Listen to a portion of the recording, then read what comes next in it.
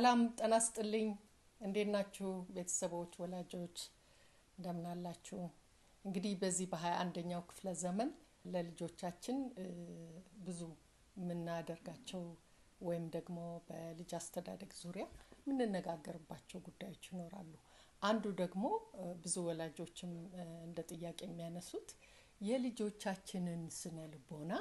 እንዴት አድርገን ነው መገንባት የምንችለው ገና ከልጅነት የሚለውን ጥያቄ ያነሳሉና ከዚህ ቀጥሎ የመጠቅሳቸው 6 የስነ ልቦና ግንባታ መርሆች ብንጠቀም ልጆቻችንን የልጆቻችን ስነ ልቦና መገንባት እንችላለን ብዬ አምናለሁኝ አንዳንዶቹም መጽሐፌ ላይ የልጅ ስኬት መጽሐፍ ላይ የጠቀስኳቸው ሊሆኑ ይችላሉ አንደኛው ያለምንም ቅድመ ሁኔታ ልጆቻችንን መውደድ መቻል አለብን ያለምንም ቅድመ ሁኔታ ሲባል ደግሞ ምንድነው ውጤታቸው ጥሩ ቢሆን ሁኔታቸው ጥሩ ቢሆን አለ አይደለ የሚያስደስቱን አይነት ቢሆኑ ባይሆኑ ልጆች የመወደድ የፍቅር የማግኘት መብት ስላላቸው ያንን እንደ ቅድመ ሁኔታ ማስቀመጥ ይኖርብናል ማለት ነው ሁለተኛው ደግሞ በወላጆቻቸው ተቀባይነትን ማግኘት መቻል አለባቸው ምክንያቱም በውጪው ዓለም ተቀባይነት ለማግኘት እንግዲህ ብዙ አንዳንድ ጊዜ በመምህራን ተቀባይነት ለማግኘት ጎበዝ መሆን ሊያስፈልግ ይችላል የተለያዩ ሁኔታዎች ሊያጋጥማቸው ስለሚችል በወላጆቻቸው ፊት ግን ፉል አክሴፕታንስ ወይም ደግሞ ሙሉ ተቀባይነት ሊኖራቸው ይገባል ይሄ ደግሞ ለስነ ልቦናቸው እጅግ በጣም ጠቃሚ ነው ሶስተኛው ግልጽና እውነተኛ ተግባቦት እንዲሰጣቸው ያስፈልጋል ግልጽና እውነተኛ ማለት ምንድነው ህይወታችንን ለነሱ በማሳየት በግልጽነት መናገር ምክንያቱም የድክመታችንም ቢሆን የተለያዩ የሚያጋጥሙን ተግዳሮቶች ቢሆን ለልጆቻችን በግልጽ መናገር እና በግልጽ መግባባት ስናደርግ እነሱም ምን ይሆናሉ ለኛ ግልጽ ይሆኑ ይሄዳሉ የሚያጋጥማቸው ችግርም ካለ በግልጽ እንዲነግሩን ያ መሰረት እንጥላለን ማለት ነው አራተኛው ደግሞ አዎንታዊ ባህሪ እንዲኖራቸው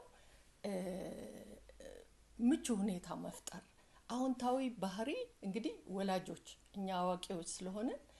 በወላጆች አዎንታዊ ባህሪ ካለ ያንን እየቀዱ እነሱ ያ ቀና አመለካከት እየተለማመዱት ይሄዳሉ ማለት ነው ቀና አመለካከት ደግሞ የሚያጋጥማቸው ችግር እንኳን ቢኖር ወደ በጎ ወደ መቀየር ተግዳሮቱን ወደ እድል የመቀየር ክህሎት እያዳበሩ ይሄዳሉ ማለት ነው ስለዚህ ቀና አመለካከት እንዲማሩ እንዲያዩ ከኛ ከወላጆቻቸው ማድረግ አንዱ መርህ ሊሆን ይገባል ሌላው አምስተኛው ደግሞ ሆን ብለን ልጆቻችንን ማዳመጥ ሆን ብለን ልጆቻችን ማዳመጥ የሚገርማችሁ ነገር እንዴት ጠቃሚ መሰላችሁ ህፃናት ከሆኑ በተለይ ቁም ነገር የሌለው ነገር እኮ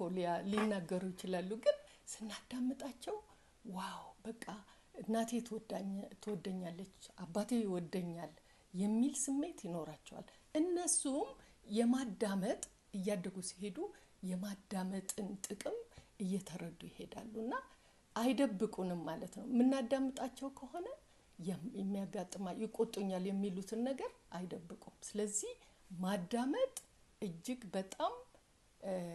በስነ ልቦና ግንባታ ላይ ከፍተኛ አስተዋጽኦ አለው ሌላው የልጆቻችንን ስሜት መረዳት አስፈላጊ ነው አይገርማችሁም ብዙ ሰዎች